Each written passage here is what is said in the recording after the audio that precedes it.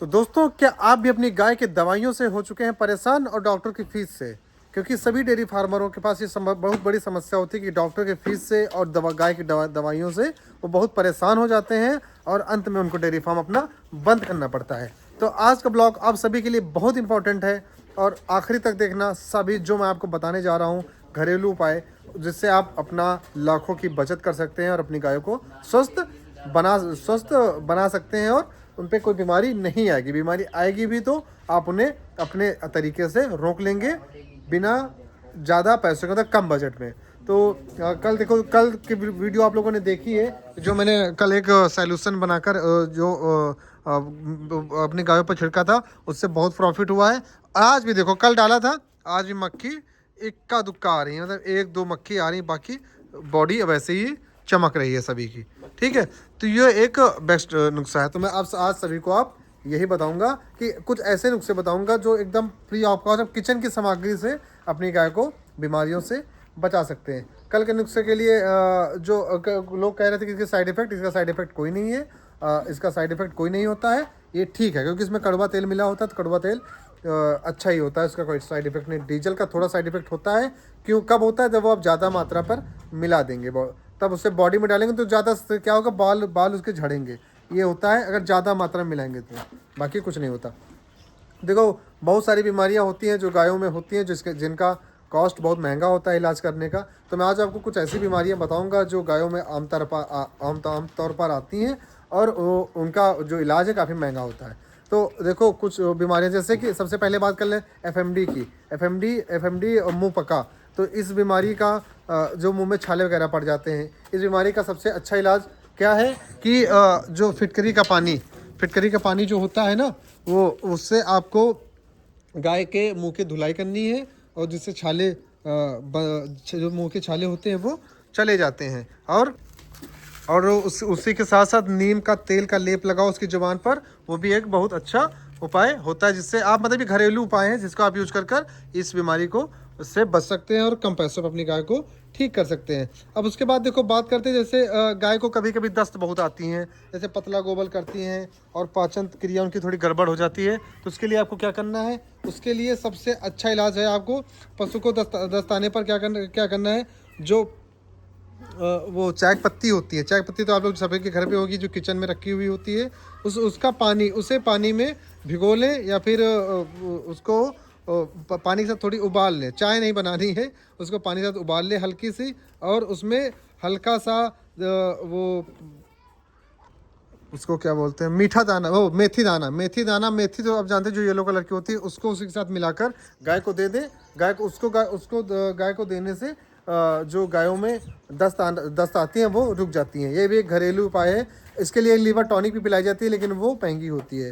तो ये घरेलू उपाय आप लोग यूज़ कर देखें, उसका फ़ायदा आपको अच्छा खासा मिलेगा। उसके बाद दोस्तों बात करते हैं एलएमपी वगैरह, जैसे कि शरीर की जो गाय होती है उसमें गांठें वगैरह पड़ने लगती हैं, जिसको चर्म रोग भी कहा जाता है। उसके लिए सबसे घरेलू उपाय क्या होता है कि हल्दी, नीम की पत्ती ले लें और लहसुन का पेस्ट बनाकर उसके जितने जख्म होते हैं बॉडी पर, उन पर सब पर लगाएं। उसको लगाने से जल्दी घाव भर जाते हैं और गाय को राहत मिलती है। ये घरेलू उपाय है, बहुत सस्ता था, फ्री ऑफ कॉस्ट एक तरीके से। लहसुन ही आपको थोड़ा महंगा मिलता है, बाकी आप फ्री ऑफ कॉस्ट है। उसके बाद एक आजकल जो बहुत ज़्यादा बीमारी चलती है, जैसे हो गया गला घोटू, जैसे जहाराबादी भी के नाम से जाना जाता है। अब उसके लिए देखो, सबसे अच्छी चीज़ क्या होता है, जैसे कि बारिश के मौसम में जैसे बारिश के मौसम आती है वैसे ये बीमारी फैलने लगती है। तो पहले हमें क्या करना है, इसकी ह्यूमैनिटी पावर बढ़ानी है गाय की, क्योंकि अगर गाय की ह्यूमैनिटी पावर बढ़ी रहेगी तो गाय में ये बीमारी नहीं आएगी। उसके लिए आपको क्या करना है, जो काला जीरा और ये सौंफ का मिश्रण, इन दोनों को मिलाकर गाय को पिला देना है, जिससे गाय की ह्यूमैनिटी पावर बनी रहेगी और गायों में भी ये बीमारी नहीं आएगी। ये एक घरेलू इलाज है बहुत अच्छा।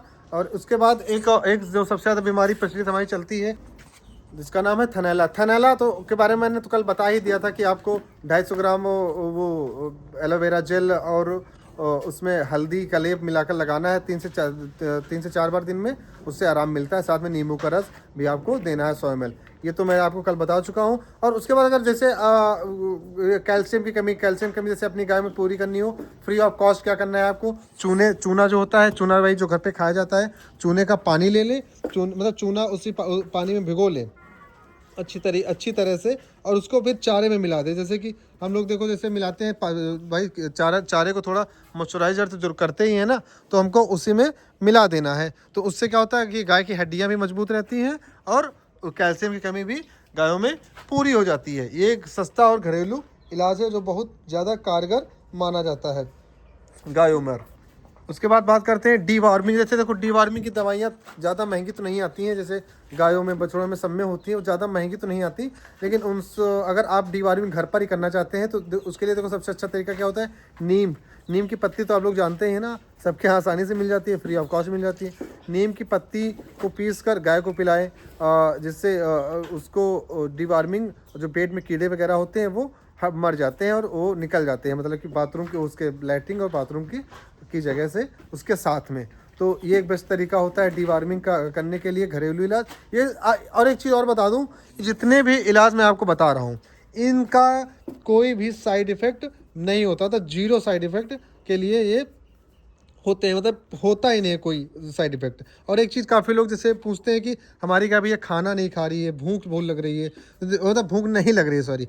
तो देखो उसके लिए क्या करना है कि देखो गाय खाना कभी कम नहीं खाती जब उनके पेट में कोई दिक्कत होती है या फिर उनकी पाचन क्रिया सही नहीं रहती। उसके लिए आपको क्या करना है, अदरक और जो होता है गुड़ तो जानते हैं ना आप लोग, अदरक और गुड़ दोनों का मतलब पीस कर मतलब एक ही में जो अदरक होती है उसको गुड़ में मिला लेना है, उसकी गोलियां बना लेनी है और अपनी गाय को खिला देना है। खिलाना कैसे, जैसे हम लोग दूध मतलब नहीं खाते तो खाना वो खा लेती है, फीड में मिला दो या फिर दूध के साथ दे दो, दूध भी अपना गाय पी लेती हैं, कुछ कोई नहीं पीती। तेल, कड़वा तेल उसके साथ दे दो, उससे उनका जो पाचन तंत्र होगा और डाइजेशन सिस्टम वो जल्दी खाना पचने लगेगा और गाय आपके खाना खाने लगेगी। गाय खाना तभी नहीं खाती जब उसका डाइजेशन ख़राब होता है या फिर खाना पचाने में उसको दिक्कत होती है। तो ये एक सबसे बढ़िया बेस्ट कारगर तरीका होता है गायों में भूख बढ़ाने का। उससे भूख भी उनको लगेगी, जब उनका पेट सही रहेगा तो भूख भी बहुत लगेगी। तो उसके बाद जब एक सर्दी जुकाम, तो सर्दी जुकाम जैसे नाक से पानी आता है कभी कभी गाय, तो उसके लिए अब क्या करना है, तुलसी और काली मिर्च का काढ़ा पिला कर दे दो। जैसे जैसे हम लोग पीते नहीं है वैसे उनको दे दो, तो उससे उनको राहत मिलती है। तुलसी और काली मिर्च का काढ़ा बड़ा मतलब भी है। देखो ह्यूमैनिटी पावर, जैसे एक बात ये कर लें कि इनकी जो बॉडी है थोड़ी बनावट अंदर से चेंज है, बाकी 19-20 इंसानों की तरह होते हैं, बस बनावट इनकी चेंज है। बाकी डाइजेशन वगैरह हम लोगों की तरह होता है। सर्दी जुकाम जैसे हम में होता है इनमें भी होता है। कभी कभी हम लोग देखते होंगे कि आँख से पानी आ रहा है, नाक से पानी आ रहा है, तो वो सब जुकाम के लक्षण होते हैं। बछड़ों में भी होते हैं और गायों में सब में होते हैं, बछड़ों में कुछ ज़्यादा होते हैं। तो ये जो मैंने तरीका बताया ये एक बेस्ट तरीका है। और अगर आपको दूध का फैट बढ़ाना हो, दूध का फैट बढ़ाने का सबसे अच्छा तरीका जानते हो क्या होता है, कि जो बिनौला खल होती है ना, बिनौला और या फिर नारियल की खली, नारियल की खली तो जानते होंगे वो, लेकिन हमारे यहाँ नहीं मिलती है, ढूंढना पड़ेगा तभी मिलती है।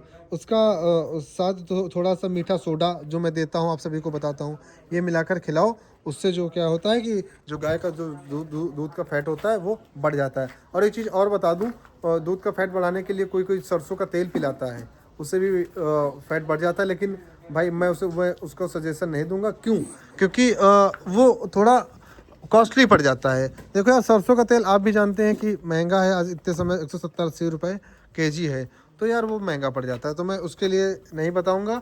बाकी आप लोग ट्राई कर सकते हो, काफ़ी लोग यूज़ करते हैं, अपने डेयरी फार्म पर पूरा पीपा मंगा कर रखे रहते हैं, तो ये उसके लिए बेस्ट हो गया है। अब बात करते हैं, तो दोस्तों ये बीमारियां हो गई हैं मतलब जिनका आप घरेलू इलाज कर सकते हैं, बहुत सारी हैं, मैं कितनी बताऊंगा, थक जाऊंगा बताते बताते। फिलहाल आप लोग कमेंट करेंगे तो मैं उनके बारे में आपको कमेंट में बता दिया करूंगा कि कौन सी बीमारी के लिए घरेलू इलाज क्या है। अब देखो मैंने कल तो बॉडी पे वो स्प्रे डाल दी थी इन सब की, वो तो मक्खी चली गई थी, लेकिन देखो अभी जहाँ पे खाती है वहाँ पर थोड़ी थोड़ी मक्खियाँ आ रही हैं, तो मैं यहाँ पर भी डाल दूंगा। देखो देखो देखो रुको, देखो ये देखो डाल दी है तुरंत मक्खी, ये बचेगी नहीं, ये बचेगी नहीं, ये देखो चल बसी, ये देखो, देखा कितनी जल्दी, ये देखो तब बहुत जल्दी वर्क करता है ये देखो। तो ऐसे ही जितने देखो तो सारी वो एकदम आप सभी देखो तुरंत मर जाती ना, जल गई। तो मतलब ये जो घरेलू नुस्खा है इसमें आपको फिर ये डीजल की मात्रा ज़्यादा नहीं करनी। तो ऐसे ही जो मैंने आपको नुस्खे बताए हैं आप इन सबको यूज कर कीजिए और डॉक्टर की फीस और गाय की दवाइयों से बचिए और अपने डेयरी फार्म को एक प्रॉफिटेबल डेयरी फार्म बनाइए। जो ये जितने भी नुस्खे मैं बताया हूँ इसका कोई साइड इफ़ेक्ट नहीं है, 0 साइड इफ़ेक्ट के साथ ही होते हैं।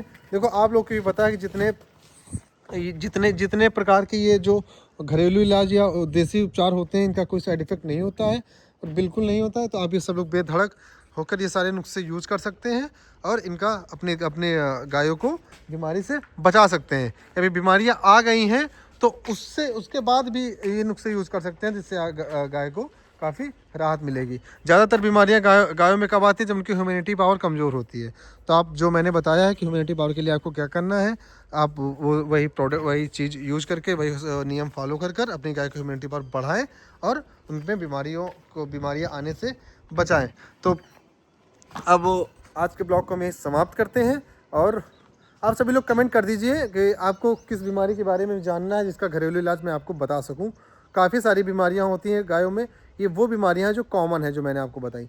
तो आप लोग को अगर और किसी भी बीमारी के बारे में जानना है तो कमेंट कीजिए, मैं आपको उसमें बता दूंगा। अब ब्लॉग को मैं यहीं समाप्त करते हैं। मिलते हैं आपको नेक्स्ट ब्लॉग में एक नई वीडियो के साथ जो आप लोगों के लिए बहुत हेल्पफुल होने वाली है। थैंक यू, नमस्कार, bye bye bye bye bye.